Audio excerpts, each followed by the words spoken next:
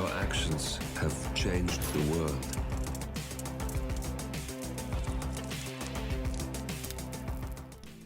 Hello, and welcome back to Hitman 3 and the featured contracts. And today's contract, to catch a tea leaf, set in Dartmoor, England. And so today's briefing, Agent 47, it has come to the ICA's attention that Frank Evans has been pilfering tea from the Dartmoor estate staff room. It has also been noted that Alice Rogers appears to be in on this delicious racket in some capacity, with rumours of her putting the milk in first. Obviously this cannot go unpunished. And today's contract has been supplied to us today courtesy of Two Angry Gamers. So today we have two targets available to us. Both must be killed with consumed poison. We must not be spotted by any cameras, which is easy enough, and we must only kill our targets. So today I have opted to bring with me some lethal poison and some coins. The second lethal poison we will acquire on the map itself.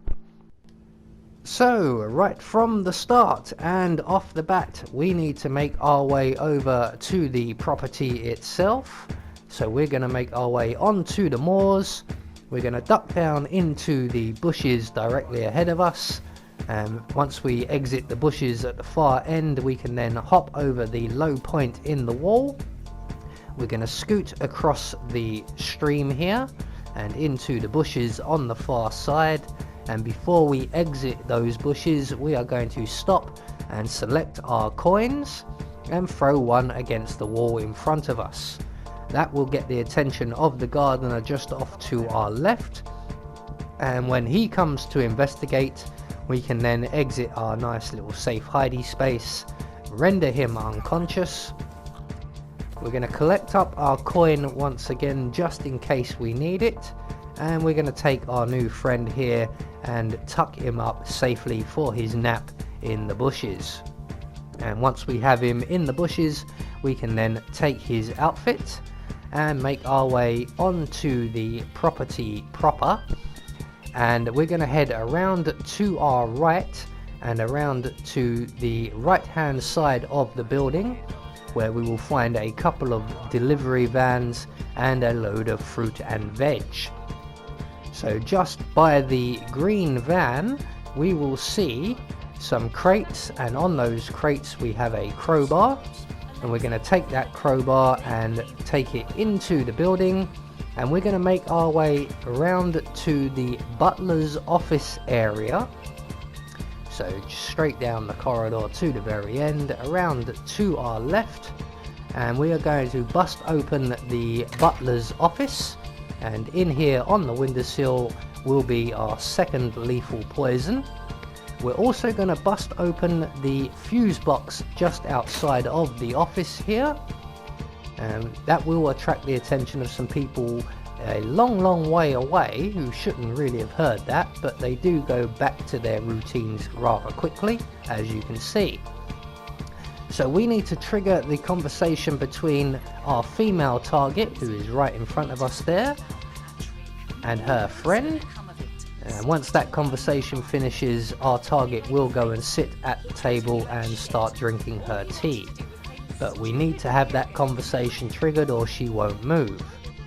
And once we have triggered that conversation, we can return to the fuse box, turn off the fuses, and that will attract the attention of one of the other waiters in the staff area just outside of the kitchen. And when he comes to investigate, we can then sneak up behind him, render him unconscious before he turns the fuses back on. We want those fuses to stay off for the time being. So once our waiter friend is unconscious, we're going to drag him into the butler's office and we're going to take his outfit. So at some point now, as you can see, our first target has now been distracted by the fuse box. So we're going to run back down the corridor and through the staff changing rooms and into the staff room itself, and we are going to poison the young lady's glass of tea, or cup of tea, or cup o' tea. And we're going to make our way back into the changing room, and we're just going to wait here and we're going to watch what happens through the door. So the young lady in question, our target, will turn the fuses back on and she will go and sit down and drink her tea. Here she comes now. So once she has drunk her tea, she will obviously keel over, and there will be a small amount of panic. So we're just going to wait right here, and once our target has finally become deceased, we can then retrace our steps back down the corridor, and we're going to head back to the butler's office. So that is one target down, one to go. We're just going to wait by the butler's office, or even in the butler's office, for our second target to go and retrieve a guard.